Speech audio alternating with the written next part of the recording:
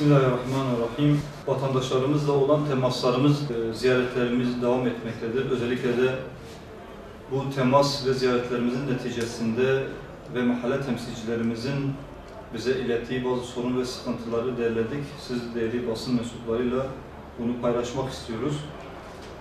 İlk husus yolların bir anda hepsinin asfalt çalışmasına alınması. Bu hem esnafı rahatsız etti, mağdur etti, hem de birbirine alternatif yolların kapatılması bir anda trafik sorunu ortaya çıkardı. Bir de halk ciddi anlamda israf boyutunu konuşuyor. Bir yıl önce, daha önceki yılda yapılan bir yol niye bu kadar çabuk bozuluyor? Bir anda bütün yollardan toz, duman yükseltmeniz, her tarafı bozmanız, bu işi çok iyi yapıyorsunuz, çok iyi hizmet ediyorsunuz anlamını çıkartmaz. Tam tersine iş bilmezliğinizi gösterir. Diğer bir husus semt pazarlarıdır. Şu an mevcut 3 tane semt pazarımız var ama bu yeterli değil. Özellikle Tınaztepe, Conkbayır, Doğan, Barış Mahallesi, Ülkü Mahallesi, Ulus Mahallesi, Batı Mahallesi, Algün Mahallesi, buralara hizmet verecek semt pazarları yok. Eğer siz şehri ikiye bölüp sadece bir kesimine, bir tarafına hizmet etme anlayışında değilseniz, bu diğer mahallelere de aynı kalitedeki hizmeti ulaştırmak zorundasınız.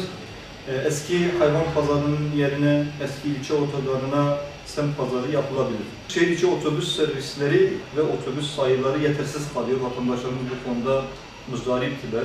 Ulaşımda konfor yok şu an. Vatandaşın hak ettiği kalitede bir servis hizmeti yapılmalıdır. Bazı mahallelerde uyuşturucu madde aleni bir şekilde satılmaktadır. Özellikle Ülkü Mahallesi'nde vatandaşlar artık ne yapacaklarını bilemiyorlar. Nasıl dile getireceklerini, nereye başvurabileceklerini bilemiyorlar.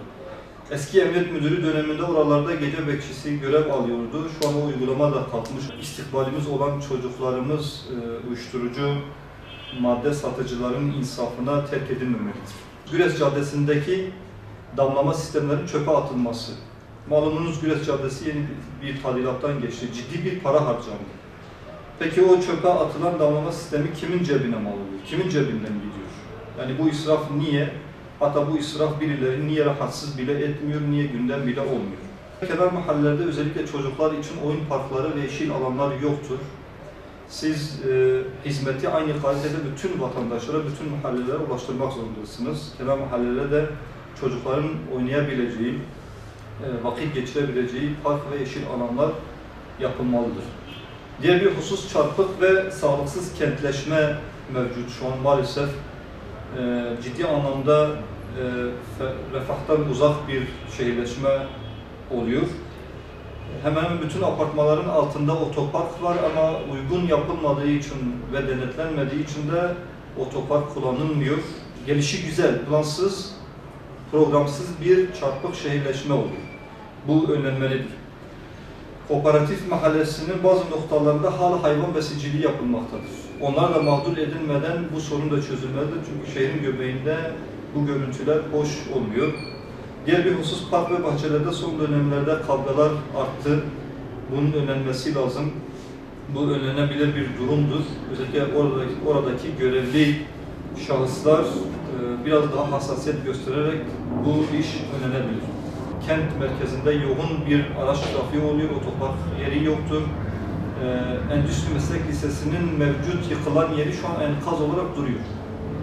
Orası dahi geçici olarak halkın hizmetine sunulabilir. Siz eğer halka hizmet etme anlayışında ve perspektifinde olursanız yapılacak şey çoktur. Hizmetler kolaydır. Alternatifler, çözümler üretilebilir. Çevre yollarında geç saatlere kadar durup orada yüksek sesle müzik dinleyen, içki içen insanlar artık oradaki yakın hanelere rahatsızlık vermeye başlandı. Bu da önlenmelidir. Sarımkaya'da kooperatif marketleri daha dar gelirli mahallelerde açılmalıdır. Bu güzel bir uygulama, vatandaşa hizmet sunma anlamında. Zaten çok bir fiyat farkı da yok. Birkaç kuruşluk fiyat farkı var ama siz öyle bir noktada açmışsınız ki dar gelirli vatandaş oraya gidip gelinceye kadar zaten yakıtı hesapladığında daha pahalıya mal olacak ona. Onun için dar gelirliye yakın mevkilerde de açılmalıdır. Aynı hizmetler sunulmalıdır. Veysel Karani Mahallesi'nde, Doğan Mahallesi'nde, Barış Mahallesi'nde özellikle servis sorunları yaşanıyor. Geç saatte gidiliyor. Özellikle hastaneye ulaşma 1 saate yakın sürüyor.